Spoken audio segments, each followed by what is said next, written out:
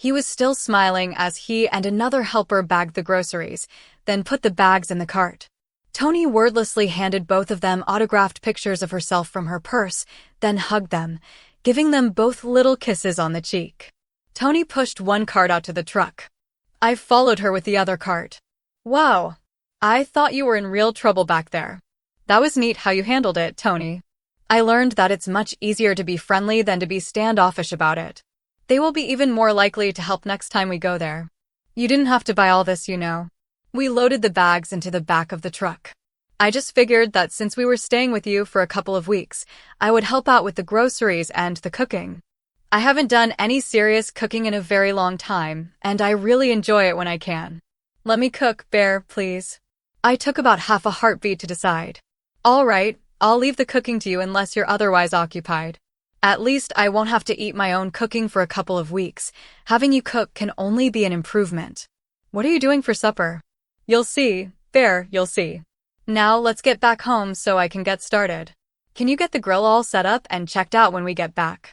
Sure. I think it has a full tank of gas. I remember doing a fill-up just before I stored it for the winter.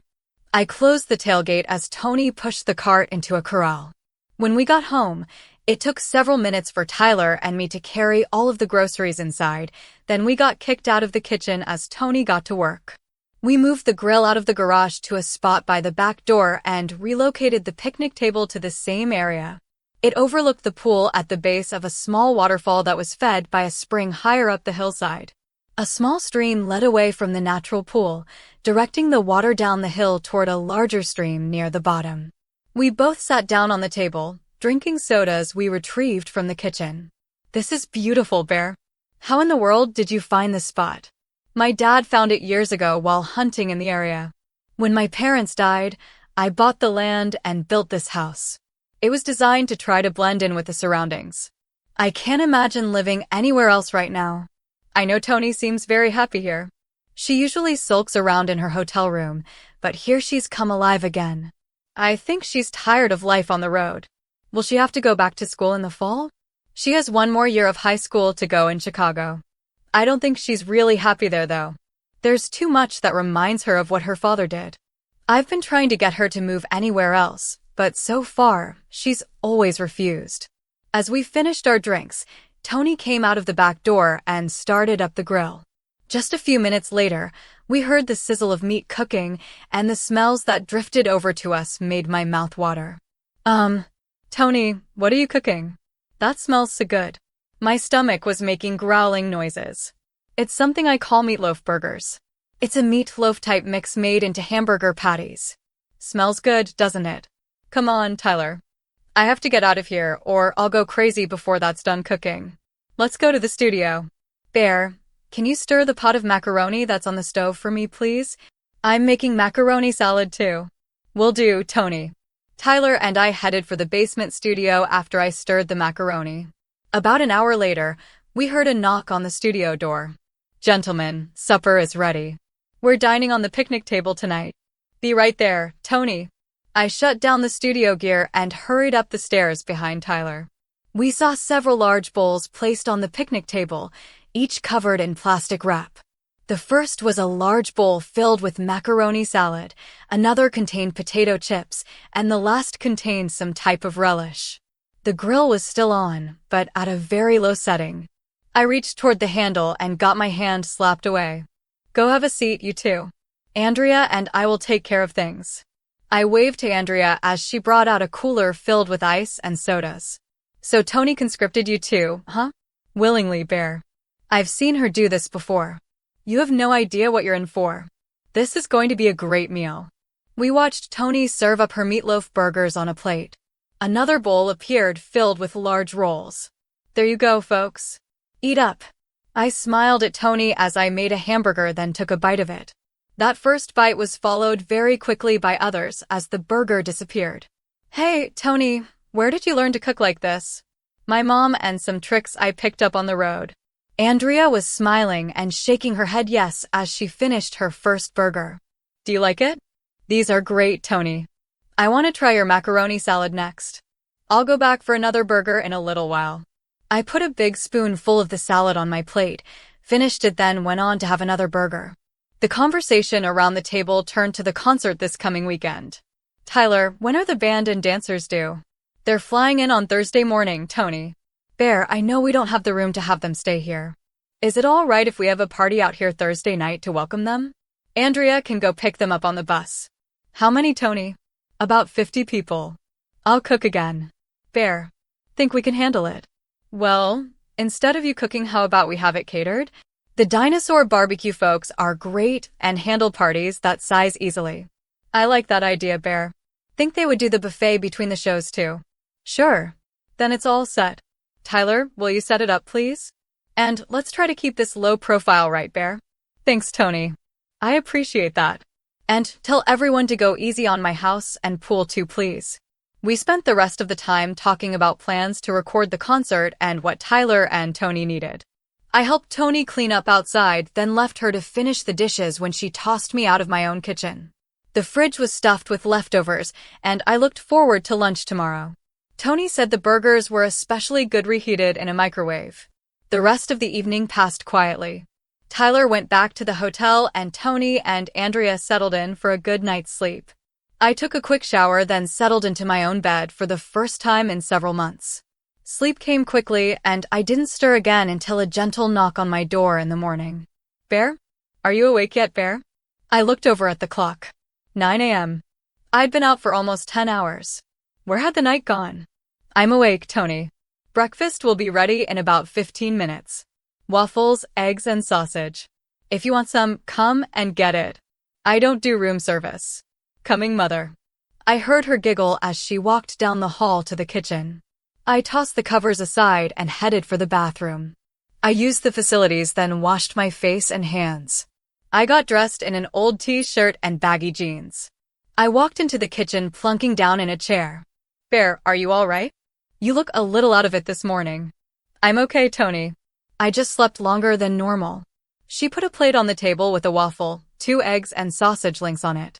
A glass of milk followed. Dig in, Bear. Andrea and I have had ours already.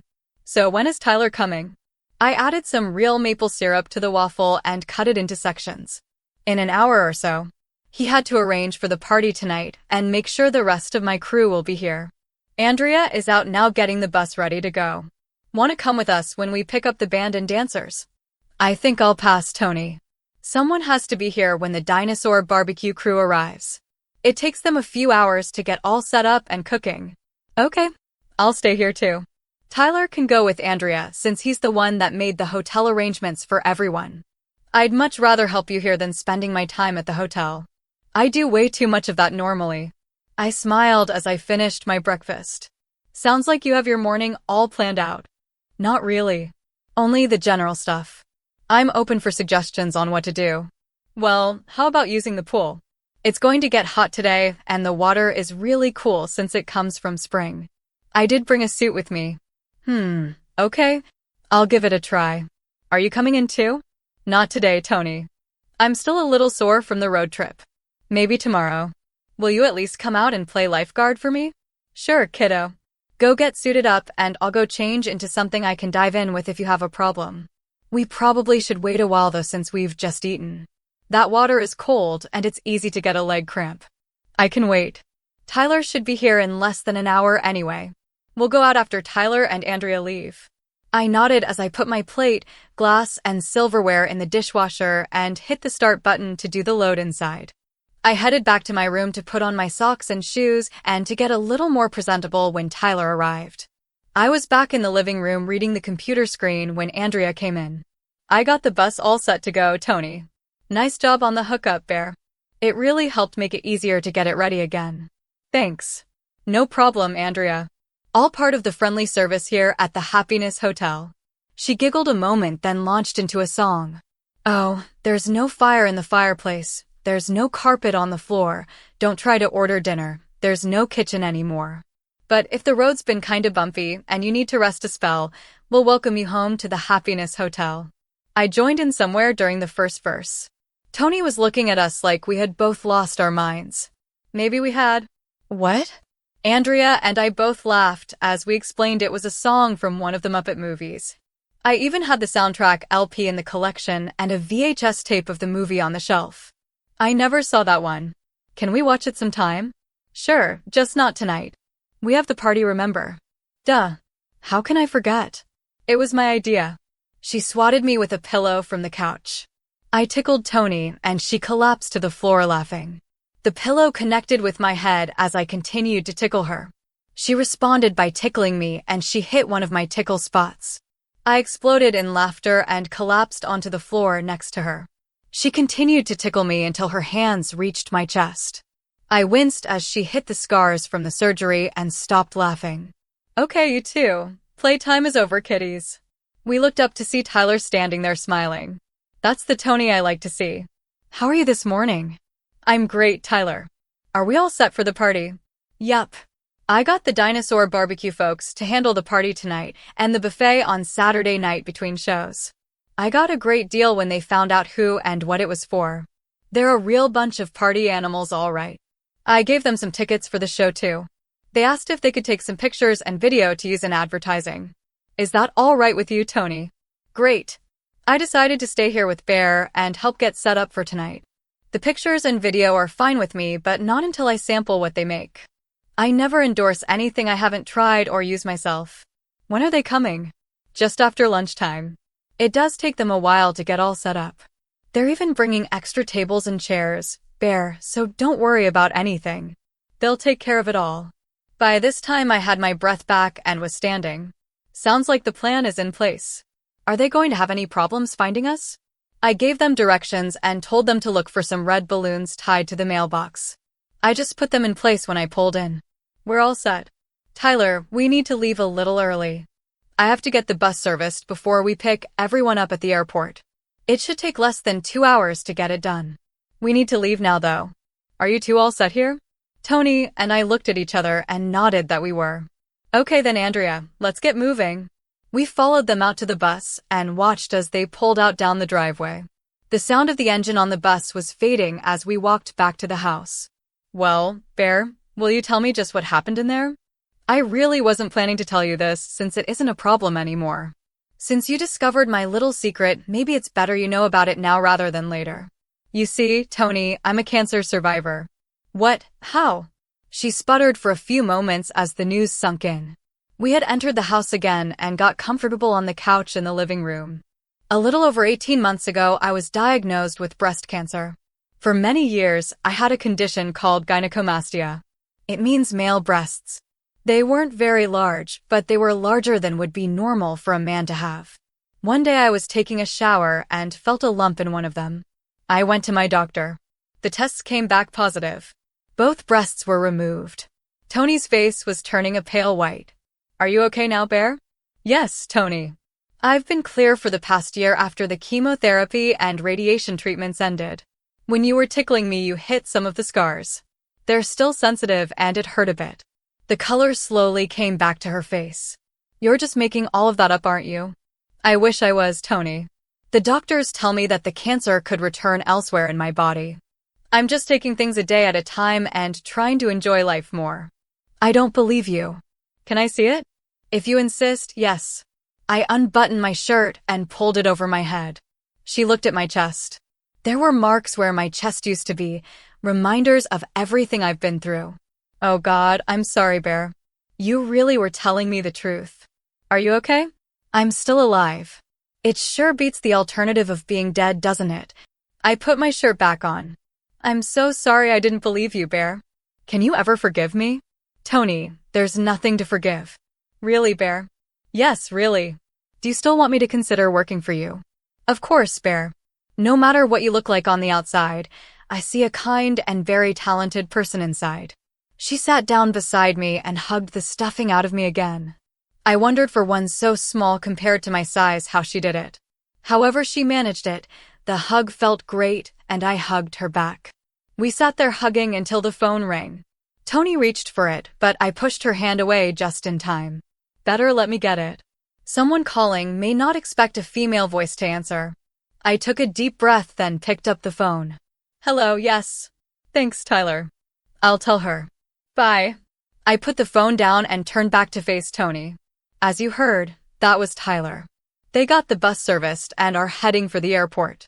He got a call on his cell phone that the Dino folks are underway to the house earlier than they first planned.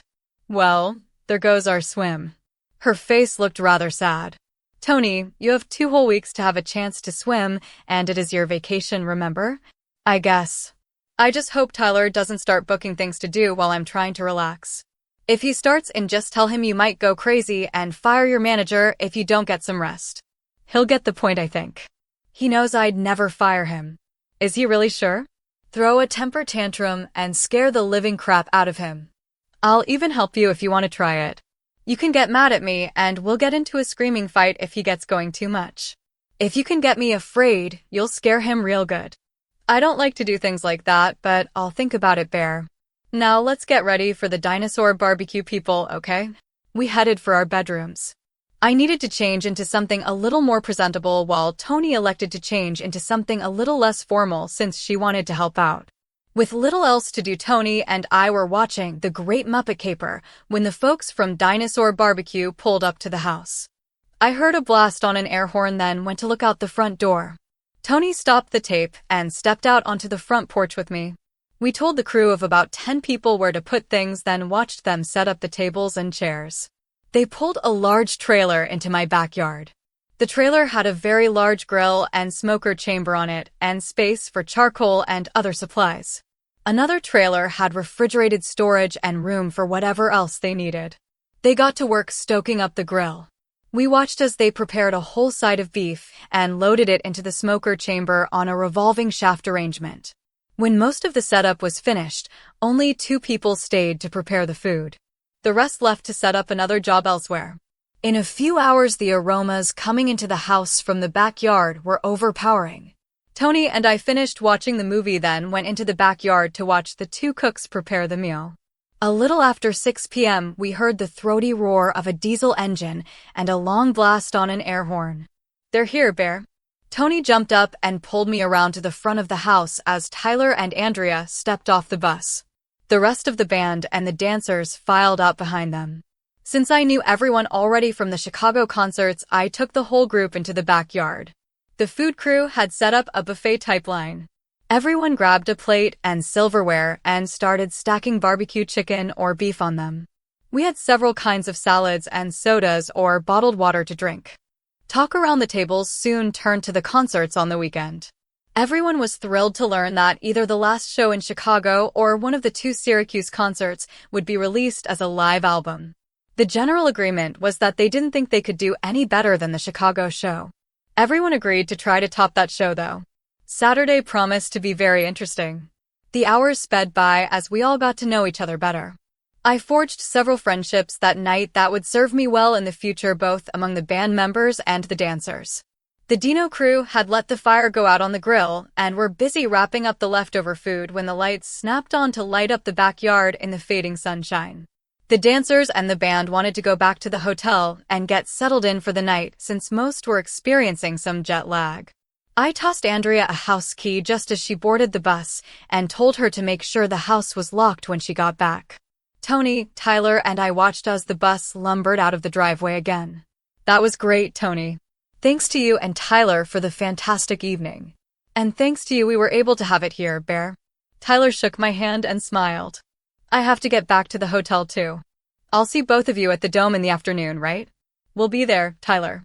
Tony took my arm as we walked to the backyard.